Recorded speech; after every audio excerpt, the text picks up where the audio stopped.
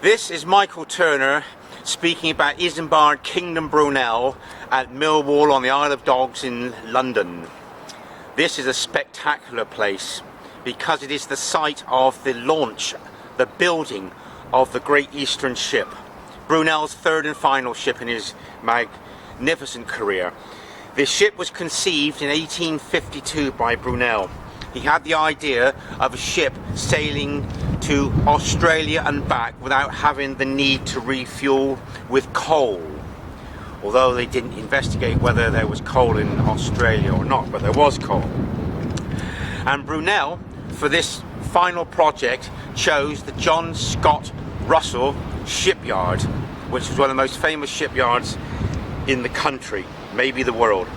And right next to me here are the remains of 1,500 oak piles that were driven 24 feet deep into the ground, and above them remain some of the sloping girders that go into the river, which we'll show you. And Brunel built 3 ships, the Great Western in Bristol near where I live, and the Great Britain, which I frequently visit. And the Great Britain still remains.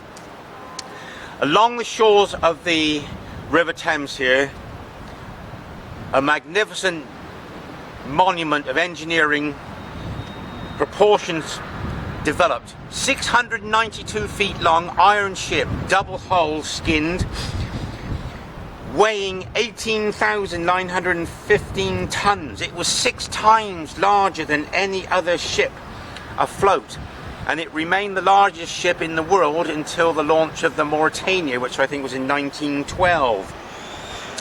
The ship took 5 years to build.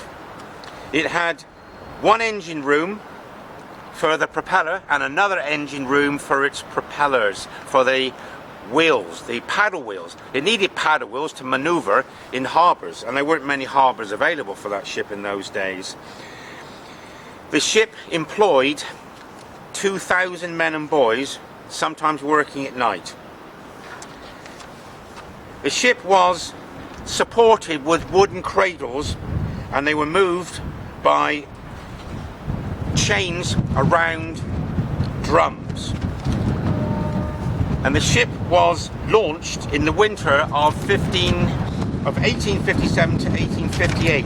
And on the first launch attempt, which they hoped would have been the final one, the company sold tickets to thousands of people, only for Brunel to be ridiculed because the ship only moved about 14 feet. 1 man was killed during the attempted launch. But Brunel had to enlist the support of his friend Robert Stevenson to bring down to this part of the country hydraulic rams that would eventually push the Leviathan, the sea monster, into the River Thames. It was a sideways launch. That was the first time it happened in this country. Brunel had got the idea from a mini sideways launch in the United States, in New York. A smaller ship was launched sideways into the river. And the ship floated free of her cables, and she was pushed across the other side of the river to be fitted out, which took about a year to do. So here on the right you've got a wonderful block of flats there. There are people who are so lucky to have history at their doorstep. That was one of the workshops which manufactured the iron plates and the millions of iron rivets and funnels furnishing the ship. And they've got outside their windows a piece of history, the launch site of the Great Eastern. And let's have a look around this small area, this outdoor museum, because on the ground here we've got the chains that would have been used for launching the ship, because those chains regulated the movement of the cradles. And you know the iconic Brunel photograph of him standing in front of the chains in 1857 with his cigar and his top hat. And this could be one of the chains that features in that iconic photograph, which I was lucky enough to handle. I went to the Victoria and Albert Museum in London, and they took me into a special room and brought out a collection of black and white prints in the embryonic days of photography. and I was so thrilled to handle these photographs. And I perceive that the collection, which includes Brunel walking around the shipyard, was taken on a Sunday because there's very, very few members of staff down here. Let's have a look at the information plate.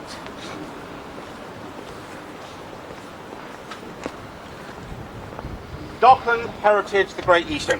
It's a bit faded, unfortunately. They should replace this because Brunel deserves better than this. It says here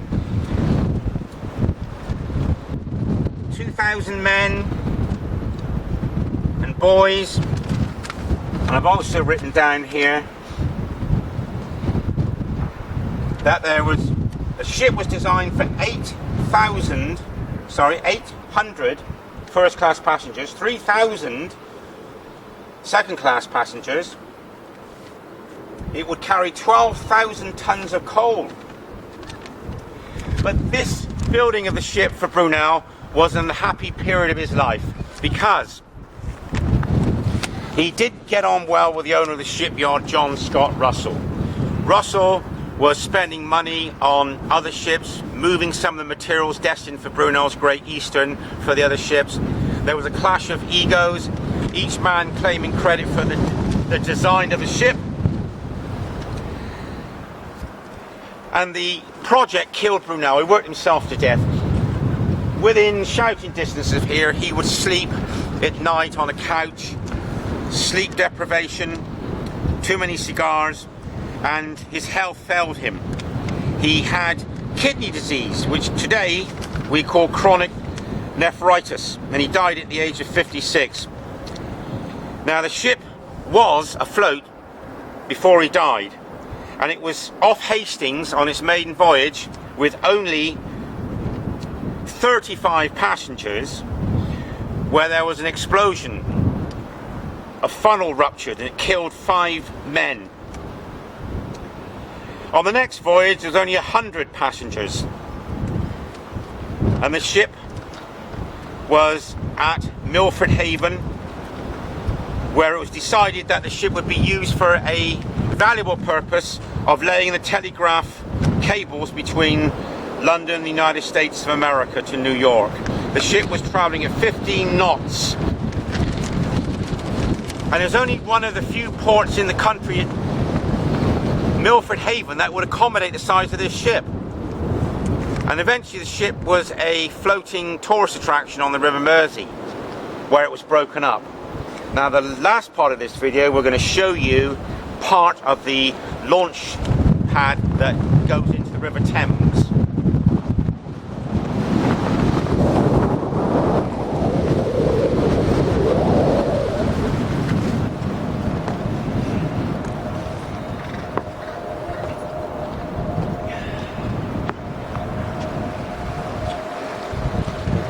I'm very lucky because I read in the newspaper that low water in the River Thames was about 11 o'clock, and it's now 10 to 11, so we've got the maximum amount of exposure of the original slipway that the Great Eastern was launched sideways into the River Thames. And it was here where Brunel's history was launched into our history books, because he has been voted the second most respected Briton in the BBC poll carried out around the year 2004, celebrating the millennium. So he's the iconic personality in this country that has left so much of his work behind. And it's a great thrill to come here, and we'll just pan the camera to the left where you can see the memorabilia of Brunel. You've got the chains and the sleepers and the shipyard on the right. And it's Michael Turner saying Brunel's a great inspiration, and I hope he's inspired you to watch this video and the other videos that I have made and I will make on the life of Isambard Kingdom Brunel, 1806 to 1859. Thank you.